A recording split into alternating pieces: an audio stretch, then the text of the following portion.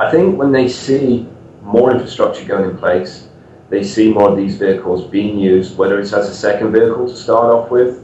I think, and like I say, there are more car parks, more public spaces where you can charge the vehicle up, and energy suppliers play their part by offering cheap off-peak tariffs, from renewable sources.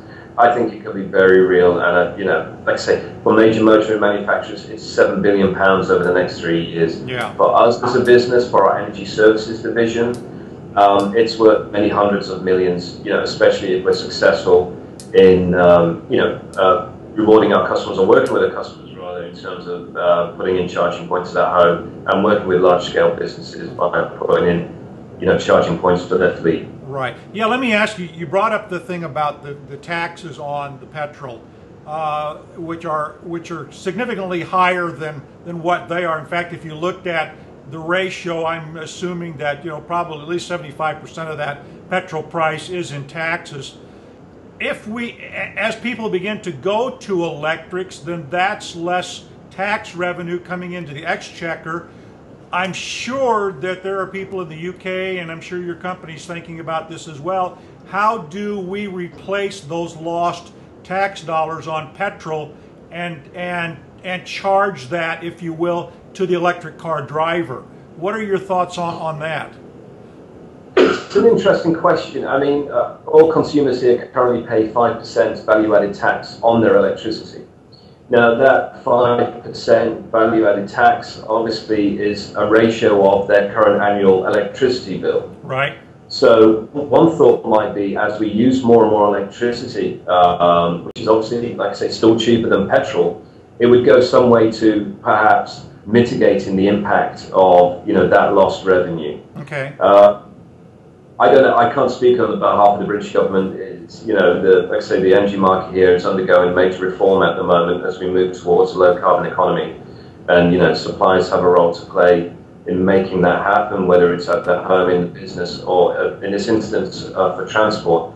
How they would go about replacing that revenue, like I say, it's like I say that 5% on VAT currently on electricity prices. That would be bigger as time goes on. So 5% of $100 right now compared to 5% of $1 billion, say, in the future, is a heck of a lot more. Right.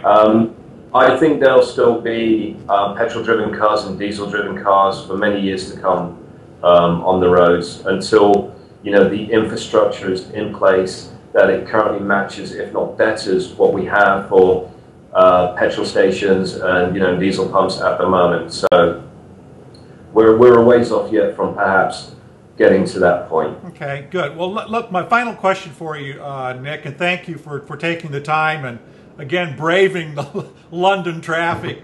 What do you see as the biggest challenge for a company like nPower in helping the British people move from those petrol and diesel vehicles to electrics? What do you see as your biggest challenge? I think it's getting infrastructure out there and getting it out there as soon as possible. And for challenge, you could read opportunity.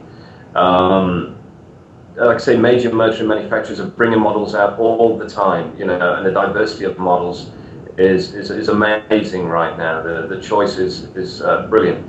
It's down to us, it's down to the government, and it's down to local councils and local authorities to get that infrastructure out there right now, and to show people that having an electric car doesn't mean that you have to worry about running out of charge in the middle of town or in the middle of a shopping trip or going to work, that there are many charging points that are available to you, whether you pre-book them, via your smartphone, so you're guaranteed a charging point, which I know they already do in Germany, to public charging points whereby you can pull up into your car park, say at Walmart, and there's a whole row of charging points. So when you go shopping at Walmart or is it Cards? I don't know. No, Walgreens perhaps. There you go. I remember. I've been to Tampa and St. Pete many times over the last few years. Right. But I digress. Yeah. Well, when I think consumers start seeing these charging points visibly, it's in their line of sight on a daily basis, then I think that'll flip a switch. They won't worry about so much the vehicle running out of charge. They know they can charge it up at home, they may be able to charge it up at work, but I think once they start seeing these devices in public places, I think that will be the switch that flips over, and people will actually not just consider but make their second vehicle an electric vehicle. Okay, great. Well, look, thank you so much for doing this, and there are other questions I'd love to get into, but you've given us enough of your time here today. So, seriously, I mean, do keep in touch. I mean, I have. It's a shame you're not over here. I'm organising a media trip for the British press to go to Berlin and see this infrastructure in place. It's phenomenal that, like I say, RWE are doing extraordinary work over there. They just won a big contract for the city of Amsterdam. Okay. To put in public charging points. It starts off at 100 and may go up to 750. Right. But they're looking at, like I say, they do broadband, they do smartphone pre-booking. So if you're going into Berlin with an EV and you know you're going to need to top your car up, you can go into your smartphone and see where the charging point is. Right. Book it. Yeah. And it'll lock it out for that time. Right. You it for, so nobody else can get it. So you put a PIN code in, and then you're guaranteed to charge your vehicle. Right. So there's some great stuff. So what I'll do is any information that I get from that visit, I'll send over to you. Okay, great. And I'm certainly willing. You know, I've got an active passport, so if you have the budget. I mean, I know, like I say, it's in America there are different challenges that are facing. You know, and I'm excited about the new Tesla car. I know they got a large government grant there, and you know the possibility. I think it's called the S that does 300 miles on a single charge. Yeah.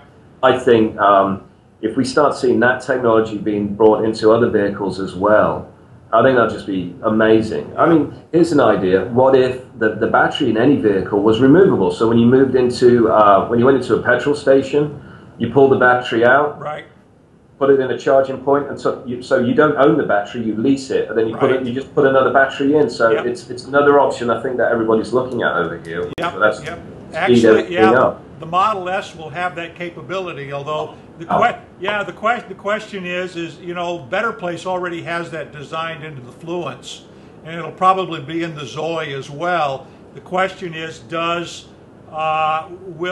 the Model S use the same protocols that are in the Fluence, so that if you're driving around in a Model S and there's a Better Place station nearby, you can do the battery swap. Those are issues that still need to be resolved, much as the question of the 7-pin versus the 5-pin debate that's going on right now with chargers. So there's a lot of fluidity still happening in that particular area. So, well, great.